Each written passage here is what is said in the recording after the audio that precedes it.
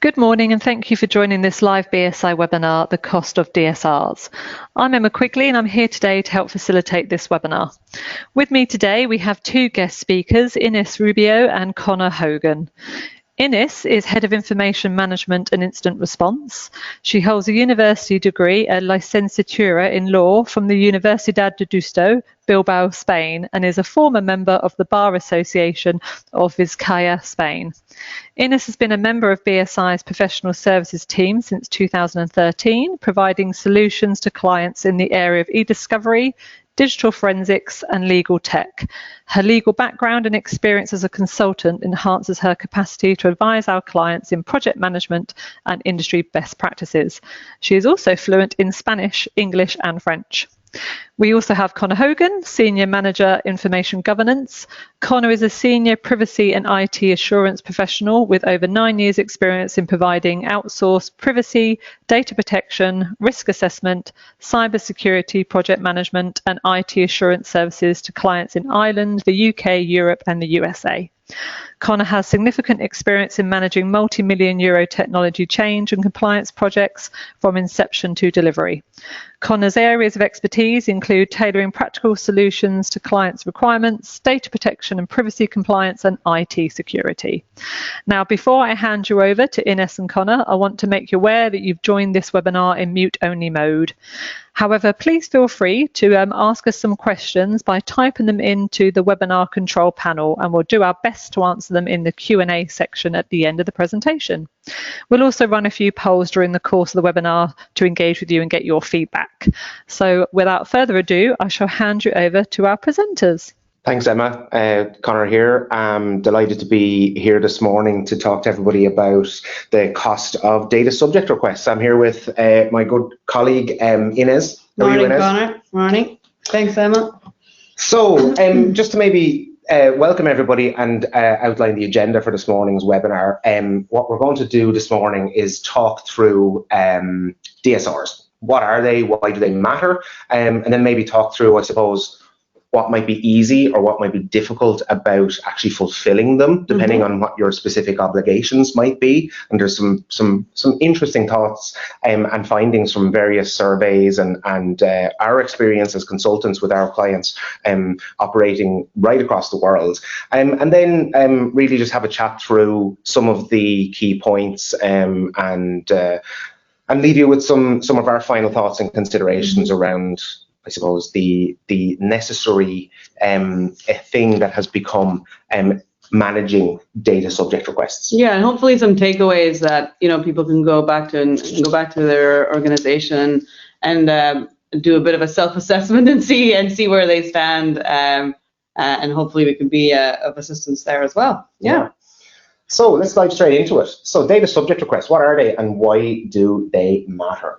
Well, in the first instance, I suppose what's very clear to see is that they are quite prolific, whether you're talking about European data protection law or you're talking about global developments in data protection. Yeah. And this slide here just, I suppose, highlights the two obvious examples. We talk about data protection in Europe, we're talking about the GDPR, and obviously the UK interpretation of GDPR post Brexit, but also then the Californian Consumer Protection Act and the rights that it affords to individuals under that new law that's just come into force over in the US.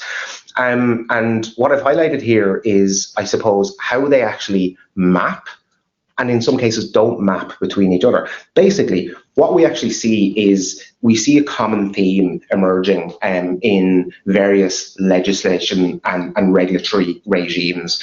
In Europe, obviously, we've historically always had reasonably strong data protection laws, going back to the Council of Europe and the emerging legislation in Germany, forward to the Directive of '95, and today where we stand with the GDPR, the UK GDPR, and the local implementations thereof. But what's very clear is that access to data has always been a really, really strong provision of both data protection laws and increasingly privacy enabling laws right around the world. And we see, for instance, just to map between Europe and California, both of them facilitate the right to access for data subjects. They both facilitate a right to portability, which was new in the GDPR. They both facilitate a variant of providing deletion rights to individuals as well, called the right to erasure in Europe and the right to delete in California. And there's various, I suppose, flavors of opting out and objecting, withdrawing consent, the new and maybe not necessarily innovative, but the challenging "do not sell my personal information" request that we now see under the CCPA. And then there's various other ones. So when we talk about data subject requests, access to data and being facilitating that participation element in being able to invoke your rights as a data subject, very, very powerful right and fundamental principle of data protection and privacy law. Yeah, I mean, I think ultimately it comes down to exactly individuals' rights, and I guess a sense of empowerment as well, and ensuring that people remember and have the legal tools to claim ownership over what is really theirs, you know, and remembering that ultimately what we're asking and we're saying is boils down to ultimately access, erasure, rectification. So, you know, you're entitled to know what an organization holds about you, how that is managed and what it's used for, and ultimately also saying, you know what, I'm not interested in that anymore, so give it back to me or delete it, you know, forget about me for a while, I guess. So yeah, I think it's just it helps to create that sense of ownership and to remind individuals that these are not just, you know, they're not there just to be a headache for people, or not a headache, but, you know, we'll discuss that a bit later, but they're there to give people their rights and just to kind of create a bit more of a substantial tool set for people to protect them.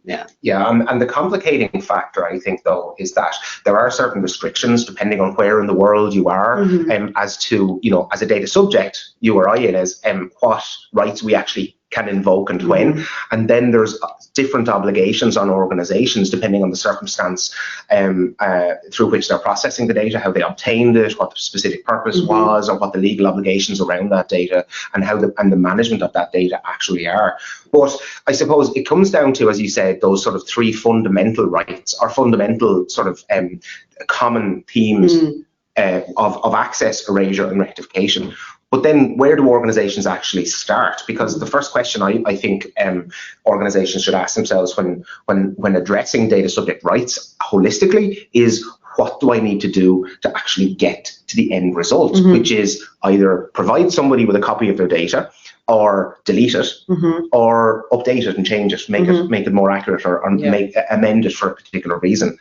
And all of those questions, the answers to them are quite literally, well, it depends, because it will always depend on, I suppose, critically, the maturity of the organization from a compliance and privacy perspective, but also a couple of other drivers here, namely, let's say, corporate appetite, right? And that varies significantly from company to company, industry to industry, jurisdiction to jurisdiction.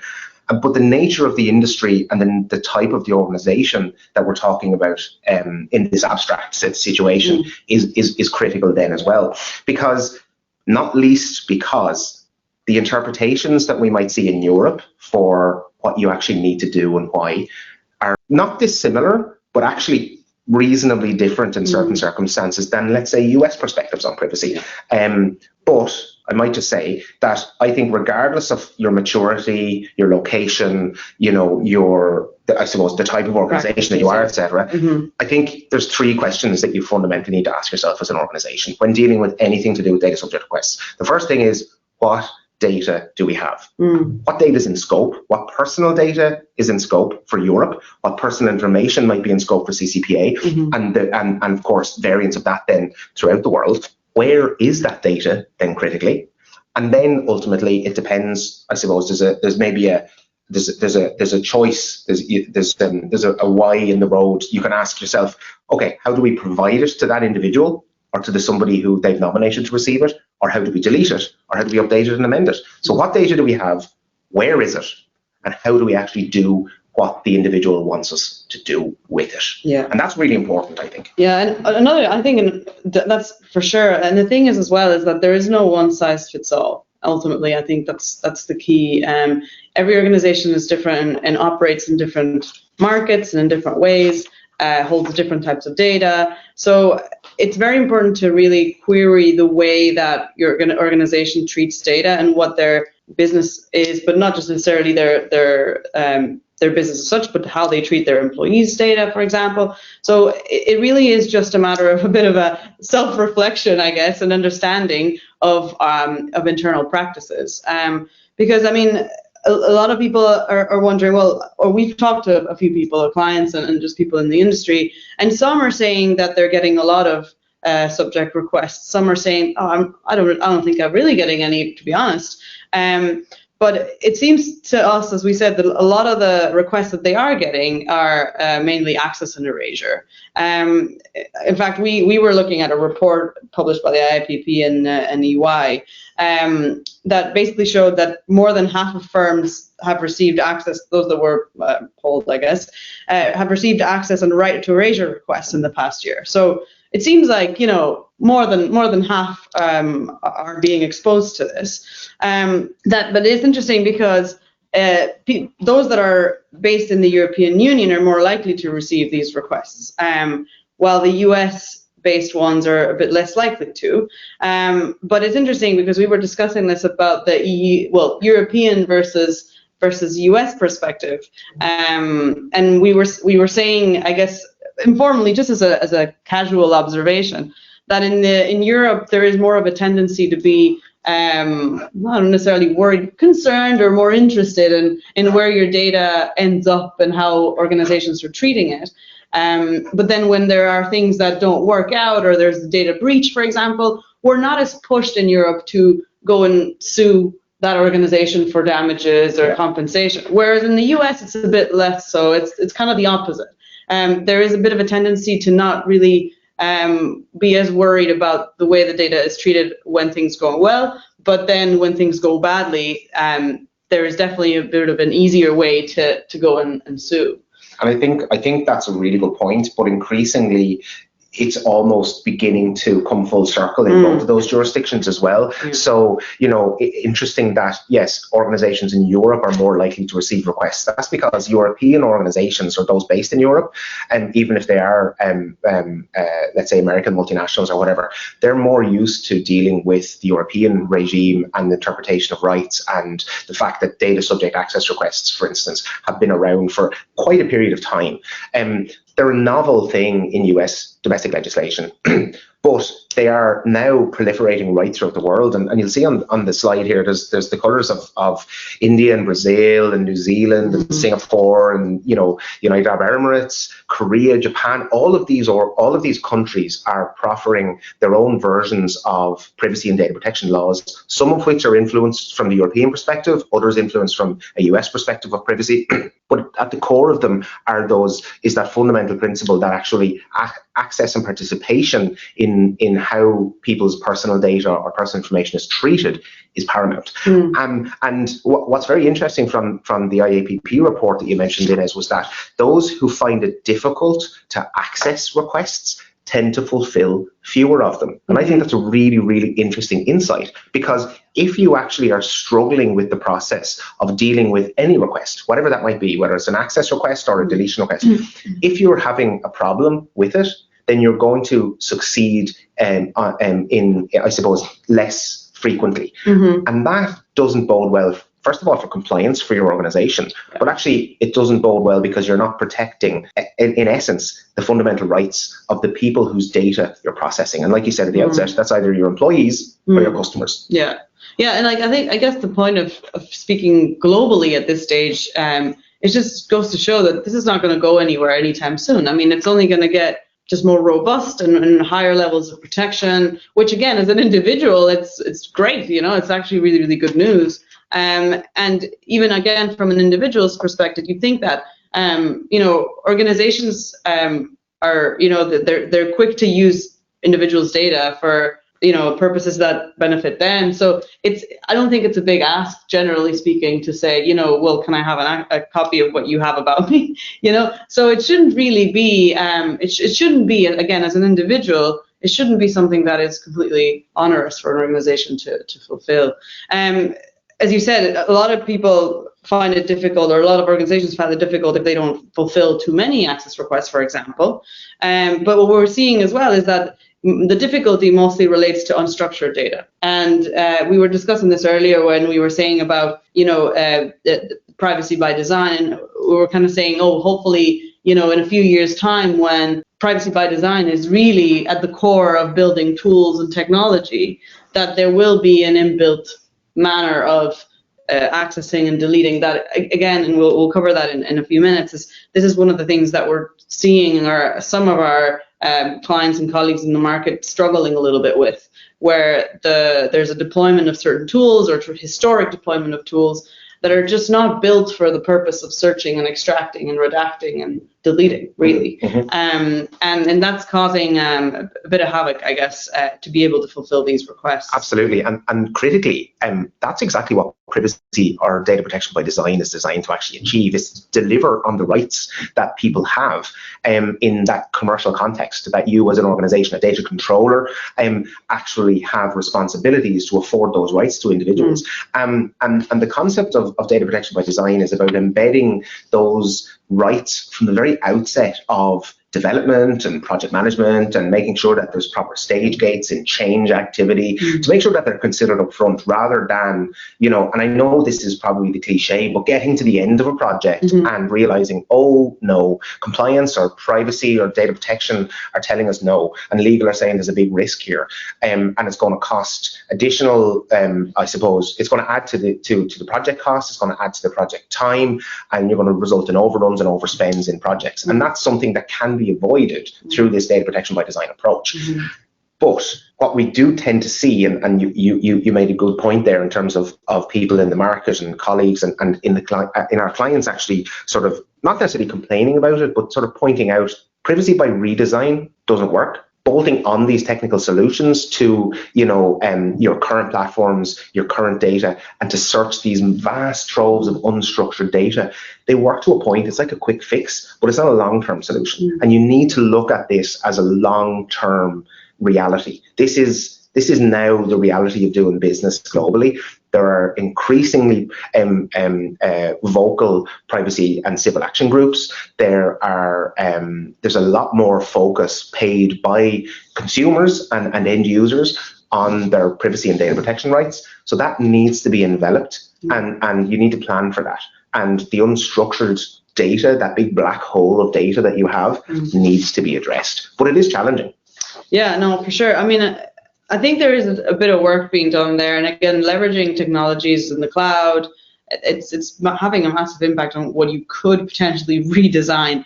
But yeah, I mean, I think it's just a matter of ensuring that, well, I guess an understanding as well of like, no solution is perfect, and because you're not just taking your solution, you're taking when you're just discussing data privacy and data protection, you're taking in the behavior of your employees, you're taking in the behavior of your clients, what data they share with you, whether you have or not control over that, So it's not just, oh, this technology is going to be perfect. It's like, okay, what are we doing with that technology, really? And are we really using it to the best of our ability and to the maximum that it could help us with? In terms of its capability. And maybe just to point out as well, like, sometimes I feel like we have the luxury of being blinkered from, as data protection and privacy professionals. We can extol the virtues of data protection and privacy all day long, but actually it needs to be looked at from that broader context of, well, actually there's compliance issues here, there's information security considerations, breach management, incident response inputs, there is the concept of risk and risk management, then there's the technology solutions or absence of them, and it's that holistic approach to actually managing your data, and that's crucially, I think, the sea change that needs to happen, and that's what clients are asking us for in terms of our advice right now. How do we do this, and how can we proactively do that at that holistic level? Yeah, we were using the analogy yesterday about homework, and we were saying if you do your homework for privacy and data protection class, you're going to get ahead of your data security and incident response class as well. It basically will cover, I guess, the core elements of a lot of areas, not just data protection and data privacy. So when you do invest time and effort into sorting out and understanding how your organization is treating their data for whatever purpose, you will get ahead of a lot of different areas that may or may not belong to the same business owner, but that, you know, all in all will be better for your compliance from a data perspective, for sure. And I was at a conference recently where people had sort of anecdotally in the conversations around the panel sessions, etc., you know, over coffee, we're saying, look, at privacy and data protection where information security was 30 years ago. And I think there's some truth in that, because, you know, information security as a profession has really matured. It's really been embedded within end-to-end risk management practices in an organization. And privacy compliance and data protection compliance is at that juncture now, where it needs to be brought in and embedded from the start. But you're right. I think that, you know, doing your due diligence and planning this properly for privacy helps then across the rest of those classes, and getting your homework done, I think, is actually a great strategy. Should we move on to our first poll question? Sure, yeah, we have our first poll. Thank you. So we're just going to move on to the first poll so we can get some of your feedback. Are you experiencing difficulties in responding to DSRs, e.g. access, erasure, portability, do not sell my data, etc.? And it's a quick yes, no, not sure. So I'll just give you a few moments to cast your votes. And I just want to take the opportunity to remind you all to please ask us questions. We've had a couple come in already, so you just type them in that control panel and we'll address them at the end. So are you experiencing difficulties in responding to DSRs? Yes, no, not sure. And we have yes at 28%, no at 44%, and not sure at 28%. So I'll now pass you back over for Ines and Connor to comment. Yeah, that's interesting, because we wanted to discuss, again, whether people find it easy or difficult to respond to subject requests. So, I mean, ultimately, what we want to understand is, if it's easy, what are you doing right, ultimately, right? So we want to see, again, if it's a matter of you're understanding where your data is, you understand how you're doing it, you know how to find it, retrieve it, and pass it on to someone else. That obviously goes to show that that work that has been invested in your organization to be compliant is really a success, you know. And I like, not to maybe put too sharp a focus on it, but the IAPP report that we've mentioned a couple of times already talks about those who fulfill requests, or those who see requests as being difficult to fulfill take longer to respond, introducing compliance risks and other challenges then that need to be managed downstream. And I suppose conversely, then you can say that those that find it easy can do it in a lot quicker of time frame and turn it around within those mandated compliance timeframes, 30 days or whatever it might be. And then those that find requests difficult are less likely to have a dedicated team fulfilling them. And I think that's very interesting then as well, because, you know, where you have a situation in an organization where maybe you don't receive very many, but you're pretty confident around your process. It does take a bit of time though, because those people that are tasked with it have to drop everything else. They have to drop the day job, and then they're like diving down through doing email searches or pulling stuff from file shares and various databases and trawling through it, and, you know, manual processes. Because also as well, what's highlighted in that report is that those that find it difficult are more likely to use manual and ad hoc processes. Again, not saying that automation is the solution here, because it will always depend on the complexity of your data processing, how structured or unstructured your data actually is, and I suppose the frequency with which you get them. But it's interesting then to see that actually the poll results that actually, you know, 44% of the people who've responded to our poll here saying that they're not having difficulty. That's great. I think that's fabulous. Yeah, it's great news. It's the not sure at 28% that I'm very interested in, because that's either lack of visibility into it, or the ability to measure the success or otherwise of data subject requests hasn't been. The lack of visibility has definitely been something that I've seen, where, you know, it's not like it's in the news when you get a subject request, right? You know, so if it's not necessarily in your area or covered within your responsibilities, you may not have visibility of it. Also, it's sometimes hard to I guess pinpoint exactly the effort that it's taking, because what I've seen as well in my experience is when, as you said, organizations don't really have a plan or a process, or they have to go through a manual ad hoc process to respond to a request, the costs and the difficulty of that is not really quantified as easily, because it kind of it becomes apparent for the person that is doing it and has that responsibility to respond in 30 days. But ultimately, there is no kind of clear material figure of how much that is costing the organization, because it's mostly time and effort. And again, it's difficult to put a price tag on it, I guess. Yes, and also it's the opportunity cost of that particular resource. Yes. If that's not their dedicated job to respond to DSRs, and not many organizations have the luxury, to be fair, of having a dedicated team, right? First of all, they may not have the volume of subject requests, although, looking down the track with things that are happening globally, maybe that might be a requirement at some point. But it's the opportunity cost of taking people off their day jobs, whether that's in compliance or risk or IT or legal or whatever it is, and actually getting them all in a room and finding the data, QAing it, extracting the relevant stuff, redacting it, and then producing it in a format that can be sent through. Yeah. And the opportunity cost of those hours that it takes that team to do it is hard to quantify as well. So the actual cost of responding to a DSR, whatever it might be, is difficult to quantify. Yeah, ultimately, yeah. I mean, it comes down to that. I think we have another poll in terms of, Emma will read it out to you now, in terms of how could people respond? Are they okay to respond within the deadline of a month? Thank you very much. So for our next poll, do you know where personal information is stored in your organisation, and could you locate it, extract, redact and produce in 30 days? So yes, no and not sure. So again, I'll give you a few moments. I want to thank you all for sending your questions. We've got lots coming in, so we'll do our absolute best to get through as many as possible at the end of the presentation. We've got some really interesting ones, actually. So like I said, we'll try and do that at the end of the presentation. So do you know where personal information is stored in your org, and could you locate it, extract, redact and produce in 30 days? Yes, no, not sure. And so the results are in, and well, that's confidence. 73% say yes, 3% no, and 24% not sure. So I'm just going to pass you back to Connor and Ines. That's great. I'm impressed. Yeah, very impressed. Yeah.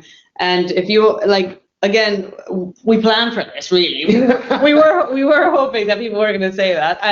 And because ultimately that does expose your organization's success. You have either because, depending on, I guess, what your organization does as a business, but for some it might have been more complicated than others to be able to reach this point. But it does show the accountability with your obligations. Yeah. It provides you a long-term solution, as we said before. Manual and ad hoc processes are just not great. They're not good to stand over. You have to make sure that you have a robust plan in place that you can just say to the regulator or within a lawsuit or a plaintiff to say, these are the processes that we have put in place and we've put them to the test. And ultimately, it's a differentiator for your business. And we were discussing this before. I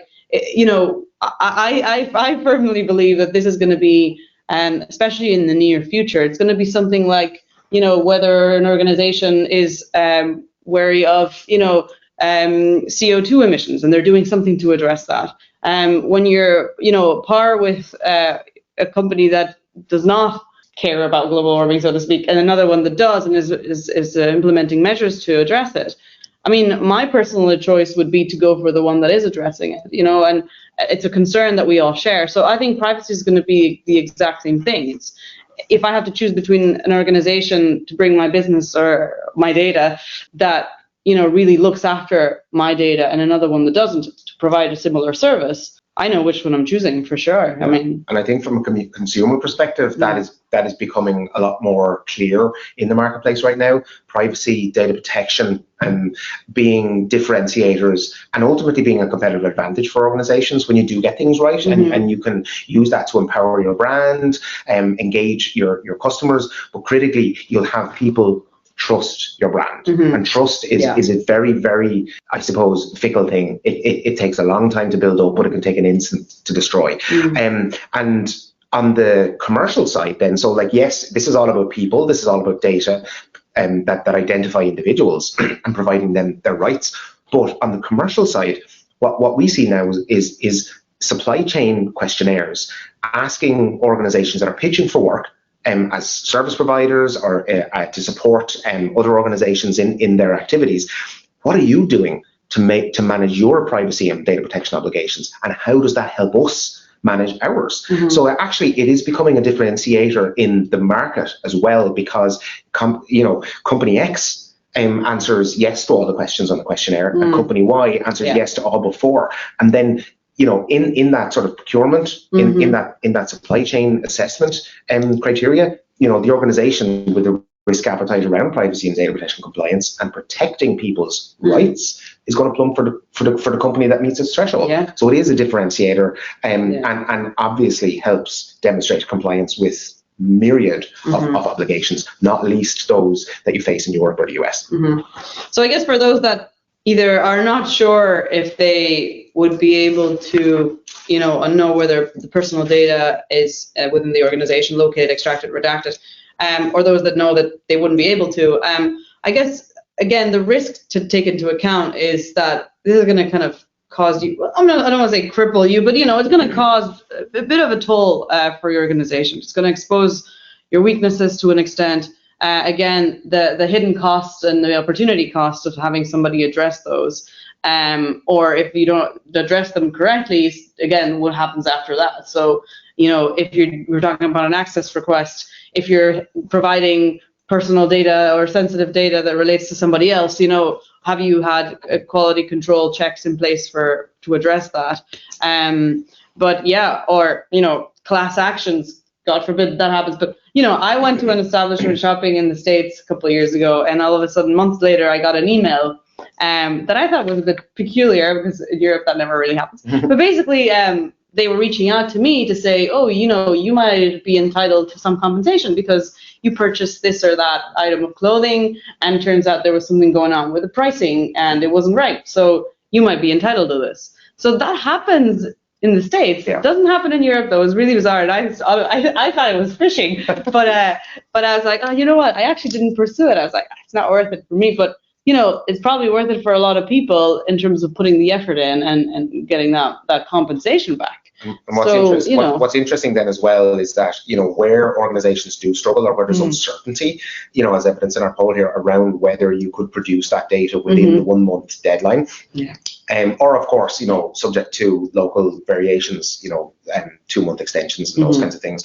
But the difficulty mightn't necessarily be locating the data. The difficulty could be, like you say, actually producing it or redacting it, and that QA process.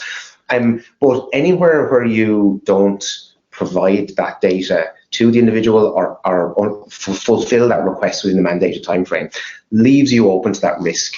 Even in Europe now, under the GDPR, for civil action, and with increasingly vocal civil rights groups across Europe and globally, specifically focused and exercised on the issues of data protection and privacy, you have the situation where the concept of that US class action will eventually be a reality here in Europe. Now, I know certain jurisdictions in Europe, there are versions of class actions, but interestingly, where we are today in Dublin, in Ireland, there was the first potential class action being pieced together by solicitors around basically to do with a public service organisation that is processing data in a particular way and hasn't afforded people not necessarily access rights, but transparency around the type of processing. So we're beginning to see that happen. And that, in my opinion, based on what you said earlier around the difference between US privacy, EU data protection, the US perspective of, the suit and what can I get out of this? Okay, it's okay when everything's going fine, but when something goes wrong, I want to go hell for leather to it. Versus the European perspective of data protection, protect my data. I want you to protect it from the outset. And if something goes wrong, I might just make a request and get a copy, or I'll get you to delete it. I think increasingly we're going to see a bit of a blurred line where there's a bit of cross-pollination between that US and European interpretation. And that suit, that lawsuit, or the risk of civil action, and ultimately court awards, potentially on a per record or per data subject basis. That is where I think organizations can be hit. Because when GDPR came into play, we were all, we saw, the potential fines that could be applied. And then we were kind of like, oh, but nobody's really applying the fine, such a significant fine, or there's other things that happen that turns out, it's not going to be applied as such. But that is exposing the effect is the actual lawsuit. Yeah, without a doubt. I mean, the regulators in Europe are swamped with complaints and investigations and all that sort of stuff. So, they're not going to be able to get around to, unfortunately, your complaint that your access request or deletion request hasn't been fulfilled in a reasonably timely manner. They'll eventually get there. Yeah. Perhaps you might have better success through the courts. And that really is where, the organizations that say they wouldn't be able to respond in time or that they're not sure that they'll be able to respond in time, that's the real risk. Yeah, but really, really interesting because, kudos to the 73% of people listening to us today and that say they can, because that's no mean feat. Yeah, absolutely. Yeah, something to be very proud of. Yeah, I guess for those that are having a bit of a struggle, more so than those that find it easy and are able to respond. I guess our final considerations around that is take that as a bit of a subject request is kind of, if you're struggling with it a little bit or is causing you a bit of an internal, again, opportunity cost. Think of it as the tip of the iceberg. It's important to look under the surface to see exactly what is it that is causing this difficulty. And again, if you address that stuff that is under the surface, chances are you're going to get ahead of the game, not just for privacy and data protection, but also for security and your incident response planning and potentially discovery requirements, investigations by regulators, etc. So, if you do address those, it was going to help protect your organization, your data subjects' rights, and ultimately your risk. Which I guess encompasses everything we've been discussing today.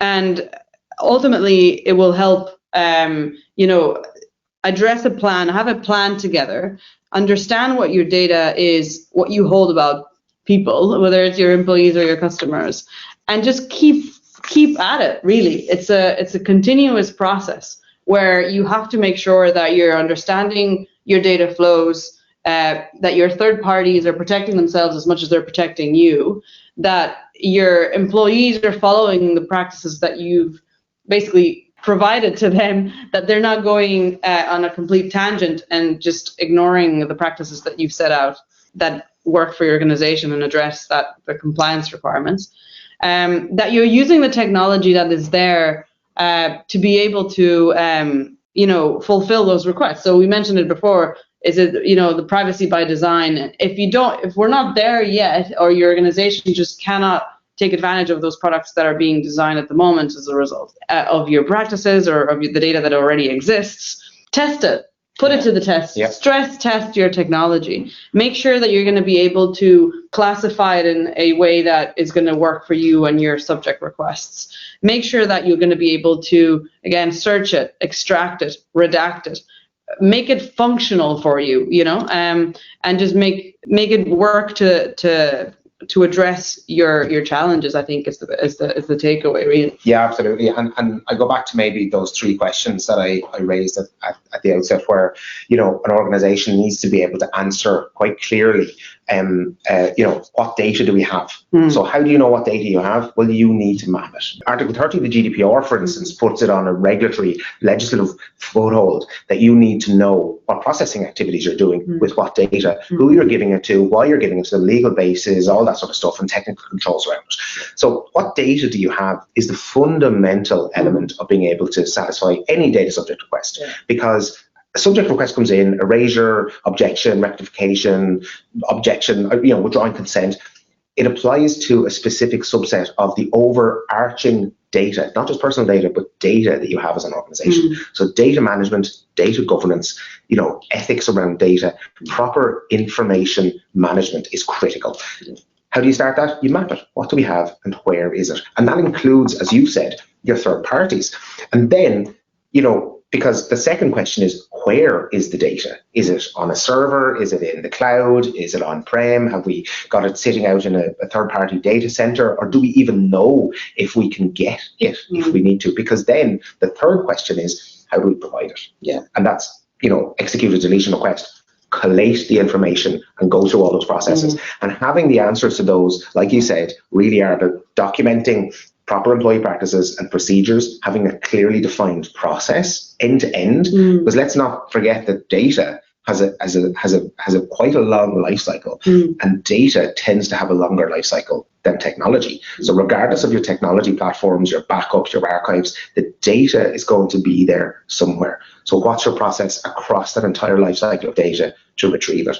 And the technology helps, absolutely. I mean, I'd love to ask another poll, because I'd love to know the 73% of people who say that they don't have an issue in responding to DSRs. Is that because of a low volume? Is that because you have implemented, efficiencies through technology or use automation? Because all of those are fantastic wins for an organization.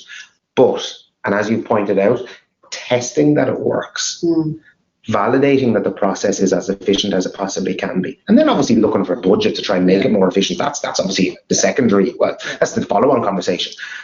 But to stress test your technology, to stress test your staff, to stress test your response capabilities helps. Like, I can't overestimate how important that is, because in a situation where you have weaponized subject access requests, or you have got such a flurry because of some sort of activity in the market to deal with, that can, and I've heard people refer to it as a denial of service by data subject access requests, but that could slowly grind your processes and your team and your operations to a halt. Yeah. So testing your capability is critical. Yeah, and waiting for a real one to come in and then testing it is too late. It could really cause a lot of effort to your teams. And as we saw before in the report, basically it said, like, those that struggle are the ones that use the ad hoc and manual processes. So have a plan together, put it to the test, and again, keep up with the technology, because some of our clients or people in the industry we've been discussing with are saying that they're now moving some of their data from backup tapes to another module on, because the technology has changed so much, even just in, talking about even like VHS tapes and Walkman and stuff like that, but it all changes that quick. So again, data outlives the whatever resource it's sitting on. So it's about making sure that we're staying on top of what we're doing, and that we're ensuring that the technology that we're using is up to scratch, really. And I think my final sort of thought about the whole thing is to say, yes, the data will outlive the technology, the platform or the device.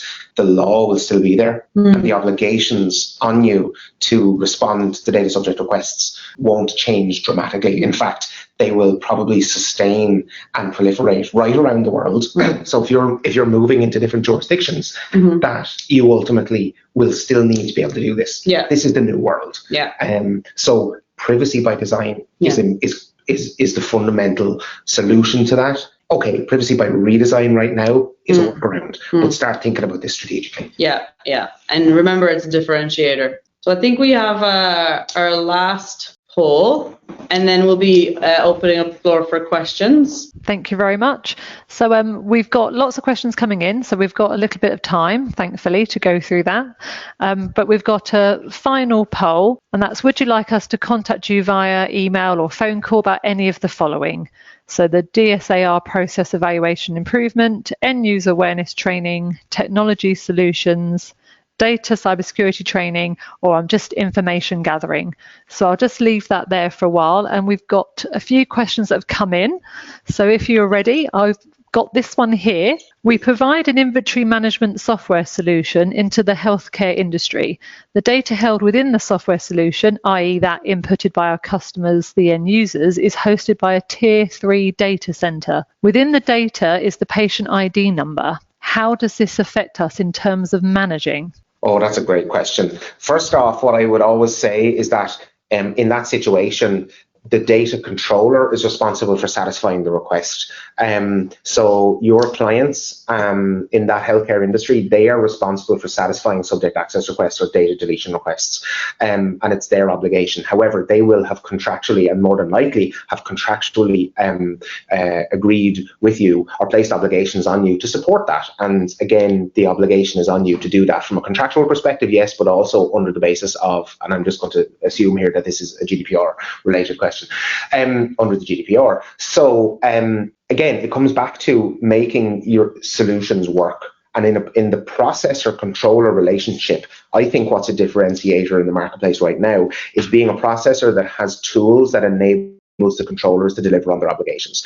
Where you're talking about patient ID and storage in tier 3 data centers, like the storage in tier 3 data center just means you've got a sub-processor that ultimately the controller needs to have visibility of and that you need to manage from an outsourced relationship perspective.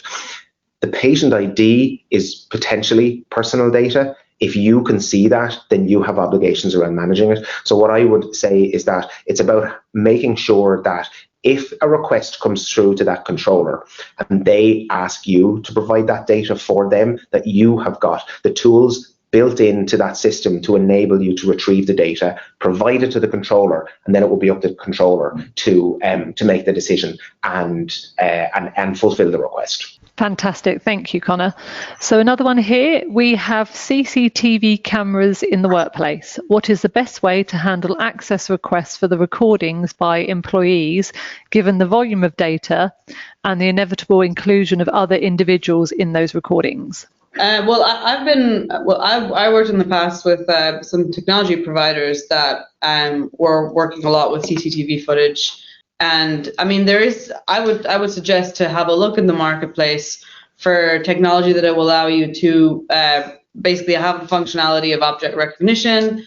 If you have an obligation to go through, I guess tapes and tapes and tapes and recordings, just to kind of to use and to leverage the technology that is out there to the best of your ability, and to make sure that you don't have to like be sitting there having a person sitting there watching videos day in and day out. But ultimately, I would suggest, again, looking out for an option that would use technology to leverage that and minimize the impact, if that is a requirement that you have to go through the video to provide it.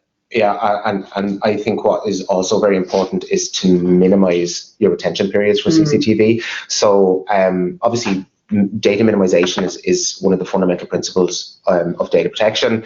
The longer you keep information and data, the more trouble ultimately it will make for you, such as a CCTV access request.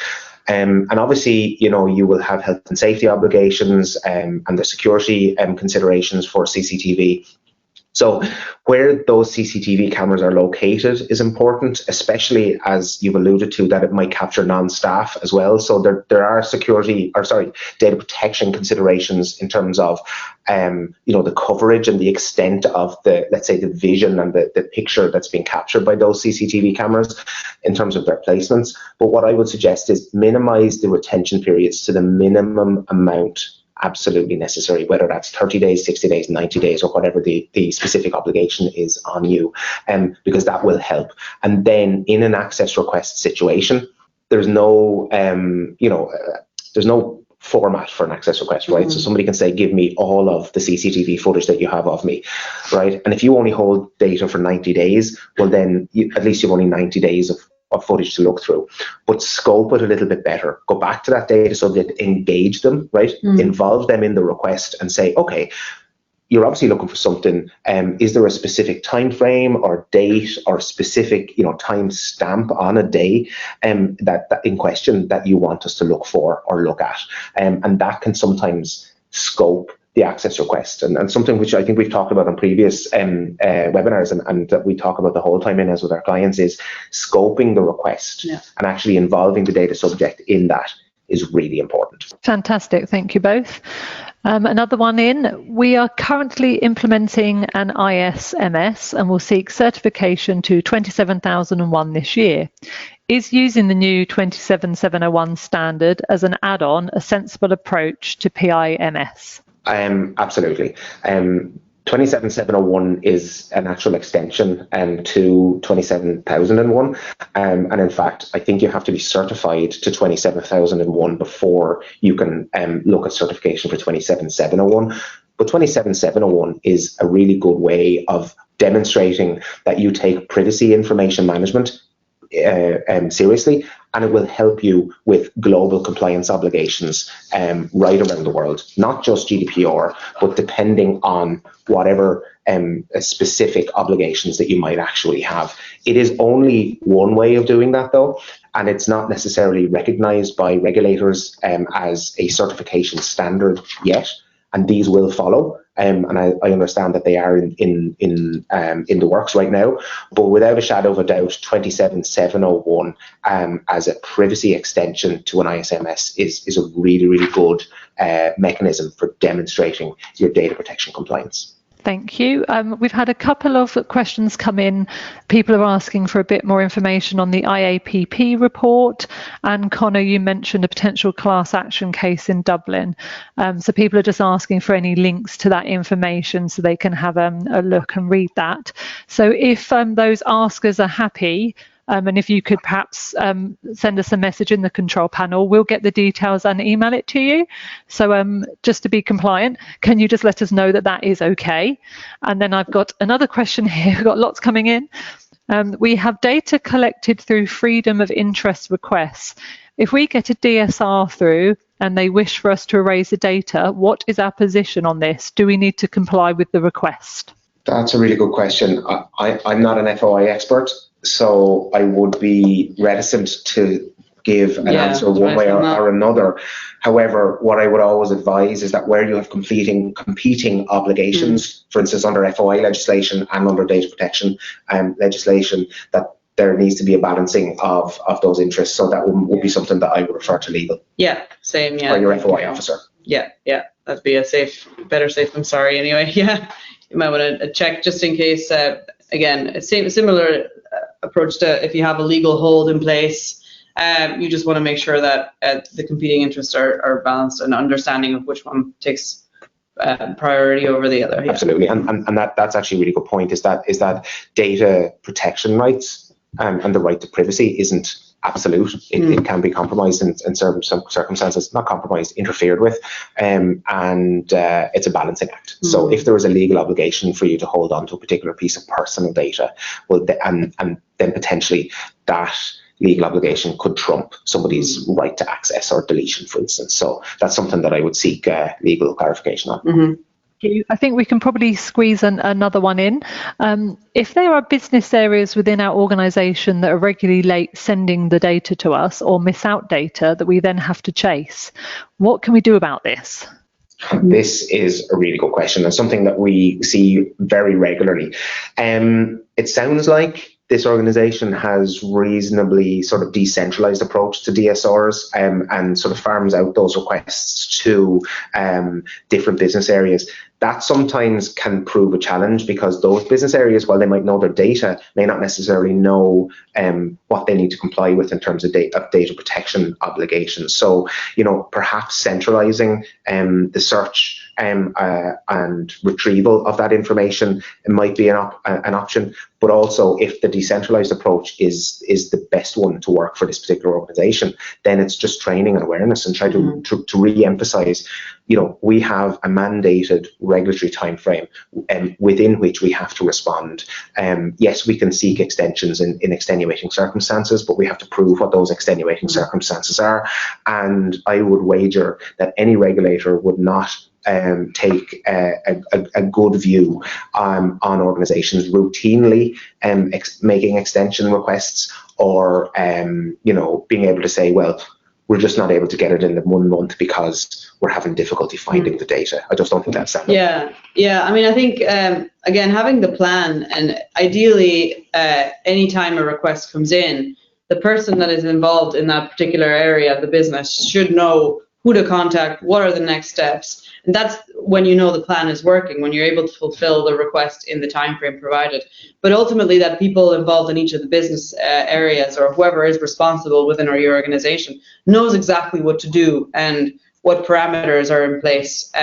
What you want to avoid is for somebody to get a request in and realize, oh my goodness, I have no idea what I have to do now. And then they might sit on it for a week or two, and then all of a sudden you've lost half of your period to comply. So I guess the importance of that is to have a plan. Everybody knows what they're doing, and it's kind of just like just like a fire drill evacuation plan. Everybody should know where they have to go, and that's, I think, the objective. Yeah, and the lessons learned then from that test is critically important, because if there are parts of organizations that struggle in delivering data back to that central function, then there's the areas to focus on, and use of technology, potentially automation, or ultimately centralizing the solution could be an option. Yeah.